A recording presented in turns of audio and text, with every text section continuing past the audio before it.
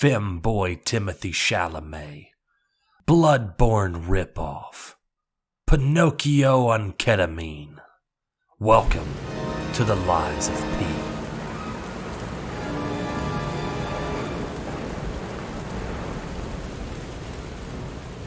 The first thing you're going to notice is definitely that this is a Soulsborne-like.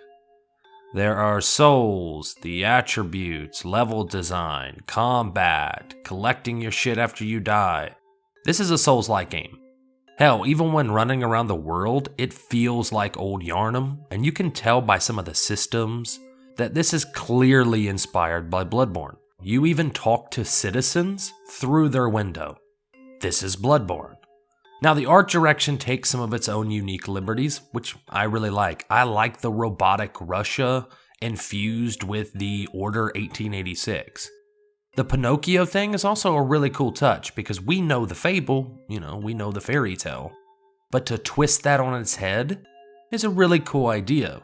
However, while playing the demo, there is a few flaws that caught my eye. I try not to be critical of games because I'm in the game industry myself, but this is a demo. They're wanting feedback, so I'm gonna give it. Combat isn't great. There's a few flaws, in my opinion, that hold combat back. Number one is the movement. Bloodborne and the FromSoft games, movement is essential to how you fight bosses or evade getting hit. In the Lies of P, your role doesn't really do much. You can't really cover a lot of ground. Now, this is in part because they want you to be in close to use their blocking mechanic. Oh, just wait till I get on that. But I felt myself wanting to dodge or dash out of the way of a lot of hits, and yet I just couldn't cover enough ground. So if you're asking me, one thing I would change is I would make the roll almost double the size. Let me get the fuck out of range. That brings me to the blocking/perfect counters.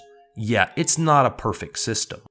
Essentially what they want you to do is to perfect block an enemy. This will stop you from getting hit, it'll stop you from losing stamina. Yeah, I didn't see that. So the perfect blocking is almost like frame perfect. I never got it to work.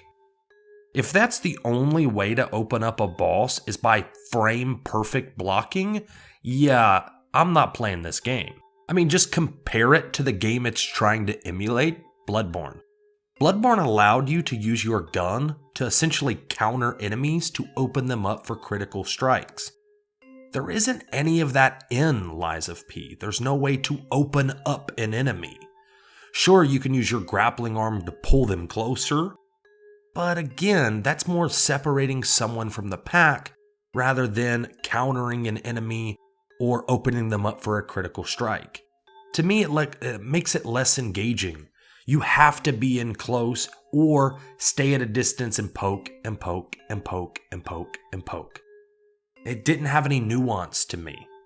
And some people might like the perfect blocking and be able to do it, but for a casual noob like myself, I found it pretty hard to do. I also had a problem with the healing system. So when you have 0 healing, or let's call them flasks, when you have 0 flasks, it'll start to build up till 1. The problem with this system is that it makes having 1 flask completely redundant. You either want to have 2 flasks or 0. You never want to have 1. If you're at half health and 1 flask, take it so your 0 flask can start to recharge. I think this is a flawed system because it's intuitive to gamers to keep their last 1, right? You never want to use the last of your ammo, the last of your healing. And the Lies of P, you want it to be 0 to recharge. I think that's a flawed system. So personally, if you're asking me, I would let it recharge no matter how many flasks you have. If you have 2, 3, anything below the maximum, recharges. This allows you to engage in the world longer. Now I get it, this game is clearly imitating Bloodborne, so maybe by doing that, they're like, hey, let's create a flawed health system like Bloodborne had with having to farm blood vials. No, please don't do that. Create good healing. Killing shit gives you more healing so you can keep playing the game. After playing the game for a couple hours, I still had no idea how the droggy, foggy system even worked. I guess you had to perfect counter them, then hit them with a heavy strike, and that opens them up. Yeah, there was no real stamina bar on the enemies. If they're trying to be like Sekiro, you can see their poise and you can take down their poise if they're blocking your strikes and all of this, then put a bar in there. Don't just turn the bar white. Give me a bar that I can see progress on. Lastly, it's the weapon arts. The ashes of war in this game fables.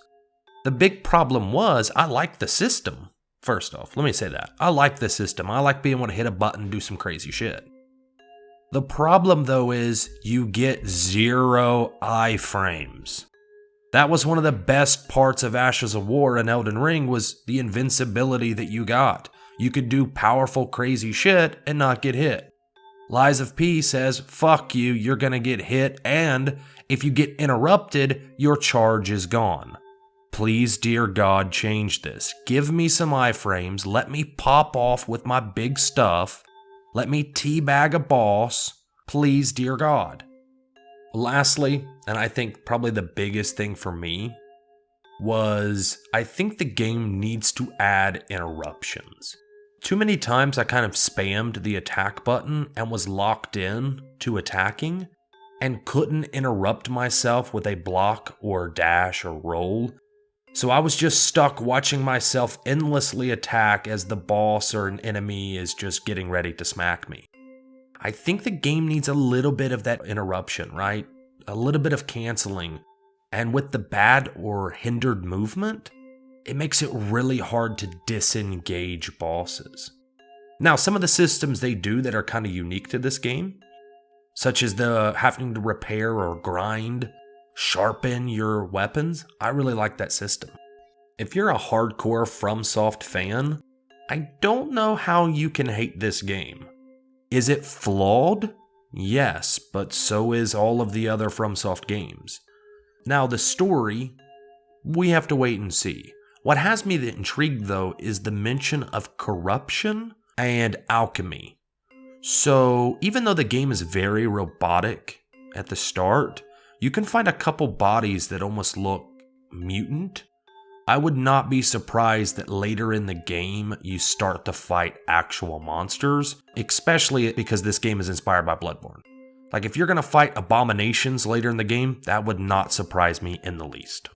Overall, I think the game's good. If it ships as I just played it, I'll probably still buy it and play it. Or at least watch the story to see if there's any twists or turns that might intrigue me. I'm a writer after all, I like stories. But hopefully, they listen to some fan feedback, they listen to some criticism, they also, get inspired by the praise, because this game deserves some of the praise it's getting. The art direction, the twist of the Pinocchio story, clearly being inspired by Bloodborne and taking some of the best parts of it. I think the team that made this game should be happy. You can tell a lot of work went into the art direction, the level design, the graphics look amazing, the sound. They're trying to make it cinematic and trying to make it a really unique and fun Souls-like game.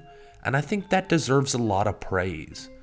Because games like this, original IPs, big AAA titles, a lot of them just don't work or fail, and this one looks like it's going to succeed, and so I'm really happy for the team. Let me know in the comments section if you guys are excited for the game, any flaws, criticism, or things you absolutely loved about the game. Have a good one.